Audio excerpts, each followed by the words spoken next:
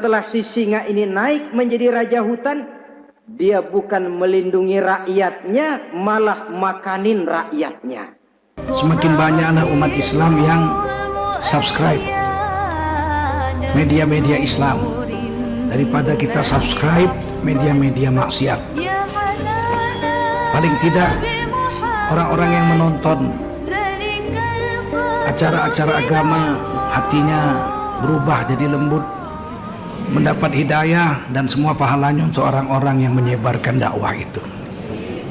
Assalamualaikum warahmatullahi wabarakatuh. Waalaikumsalam warahmatullahi wabarakatuh. Bismillahirrahmanirrahim. Alhamdulillahi rabbil alamin.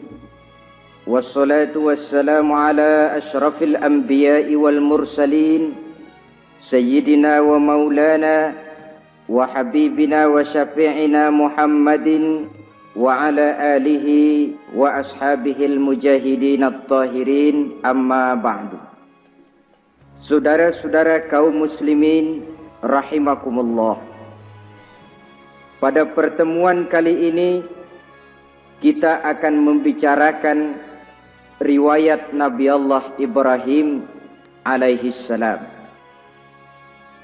Beliau termasuk salah satu dari 5 orang rasul yang merupakan kelompok yang dikenal dengan ulul azmi, yaitu para rasul yang dinilai mempunyai kelebihan di dalam keutamaan, ketabahan, keuletan, dan sikap istiqomah di dalam berjuang. Jumlahnya ada 5, yaitu Nabi Nuh, Nabi Ibrahim, Nabi Musa, Nabi Isa, dan Nabi Muhammad alaihi wassalatu wassalam. Sebagaimana yang kita maklum bahwa Nabi Allah Ibrahim alaihi salam lahir pada masa pemerintahan Raja Namrus laknatullah alaih. Namrus adalah figur yang lebih merupakan kekuatan daripada keadilan, lebih merupakan kezaliman daripada kebijaksanaan. Ia seorang raja yang memerintah secara sewenang-wenang, lalu dengan segala macam cara berusaha mempertahankan kekuasaannya. Itu sebabnya di hari-hari menjelang kelahiran Nabi Allah Ibrahim alaihi salam, entah oleh karena rasa takut dan khawatir akan munculnya orang-orang yang dapat menumbangkan kekuasaannya, entah karena bisikan ahli nujum atau dukun-dukun yang memang banyak mengelilingi istananya, ia memutuskan untuk membunuh seluruh bayi yang dilahirkan dalam bentuk laki-laki. Ini dilatar belakangi oleh kekhawatiran akan muncul seseorang yang dapat menghancurkan kekuasaannya, sebagaimana Fir'aun laknatullah alaih.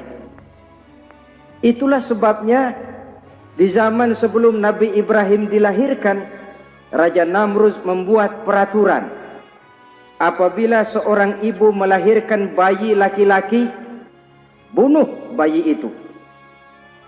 Seluruh perempuan hamil berada di bawah pengawasan aparatur negara, dan laki-laki dianjurkan untuk jangan dekat-dekat dengan istrinya guna menghindari terjadinya proses kehamilan ini.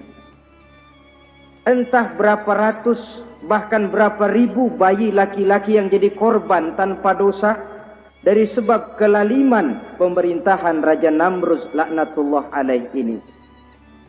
Kita teringat kepada satu hadis di mana Rasulullah sallallahu alaihi wasallam pernah bersabda, "Ya'ti 'alan nasi zamanun ru'asa'uhum kal asad wa wuzara'uhum kaz-zi'ab wa qudatuhum kal kilab wa katsirun nasi yawma idzin kal aghnam." Pada satu saat, kata Nabi, akan datang di tengah masyarakat manusia di mana pada masa itu muncul pemimpin-pemimpin yang bertingkah laku seperti singa, ru'asa'uhum kal asad. Pemimpin-pemimpin mereka bertingkah laku seperti singa. Saudara kenal singa? Saudara boleh periksa.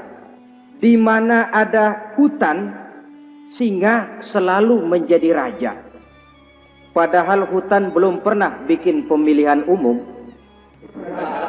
Tapi yang namanya singa tidak pernah peduli. Ada pemilihan umum atau tidak, raja hutan tetap singa. Kenapa? Karena singa menjadi raja di hutan bukan berdasarkan kebenaran, tapi karena kekuatan. Karena kuat, maka dia naik jadi raja. Soal benar atau tidak, soal lain. Maka sebagai akibatnya, setelah si singa ini naik menjadi raja hutan, dia bukan melindungi rakyatnya, malah makanin rakyatnya. Coba saudara lihat di hutan. Kambing rakyat hutan dimakan oleh singa. Ayam rakyat hutan dimakan oleh singa. Sapi rakyat hutan dimakan oleh singa. Inilah akibatnya karena singa naik berdasarkan kekuatan. Setelah naik bukan melindungi rakyatnya, malah makanin rakyatnya. Mental semacam inilah yang dimiliki oleh Raja Namrus laknatullah alaih. Cuma karena rasa ketakutan akan datang orang yang akan menumbangkan kekuasaannya, maka seluruh bayi laki-laki harus dibunuh tanpa dosa apapun.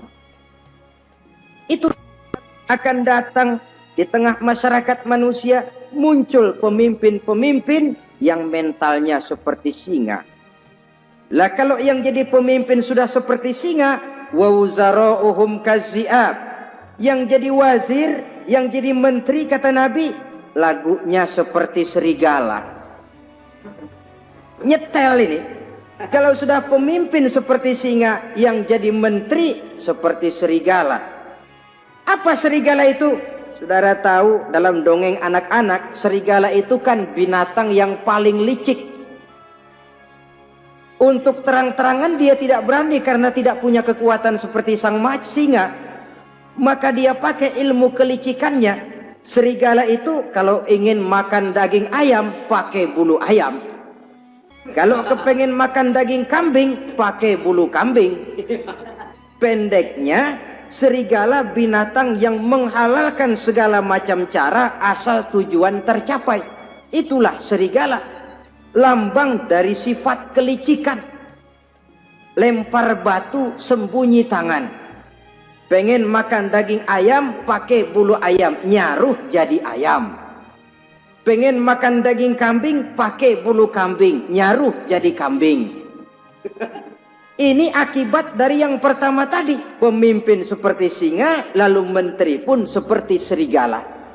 Efeknya kemudian yang segera menyusul apa? Wa qudatuhum kal kilab.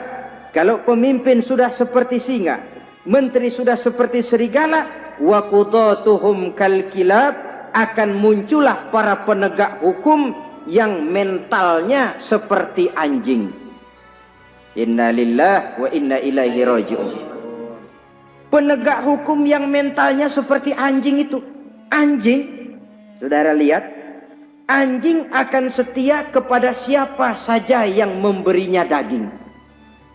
Kalau dia disuruh jaga rumah, dia tidak bisa membedakan mana yang maling, mana yang tamu. Biar yang datang tamu, kalau nggak bawa apa-apa, pasti digonggong. Biar yang datang maling, kalau bawa daging, anjing kalem. Pokoknya siapa yang memberi saya daging, itulah majikan saya. Apa kata majikan saya, itulah yang saya laksanakan. Maka hilang kebenaran hukum, hancur norma-norma keadilan. Oleh karena apa? Oleh karena anjing dapat daging. Lalu dalam kondisi semacam itu, yang jadi rakyat bagaimana? Kata Nabi, wa katsirun nas yauma izin kal aghnam. Adapun kebanyakan orang pada masa itu, lagunya sudah seperti kambing. Saudara, kambing itu binatang yang cuma menang geroyokan dan tidak punya alternatif. Namanya kambing digiring ke lapangan embe. Betul kan? Digiring ke kuali embe. Dikasih makan rumput embe. Sampai pun mau dipotong masih embe juga. Tidak punya pilihan lain si kambing ini, tidak punya alternatif lain. Kondisi semacam inilah yang terjadi di masa pemerintahan Raja Namruz laknatullah alaih.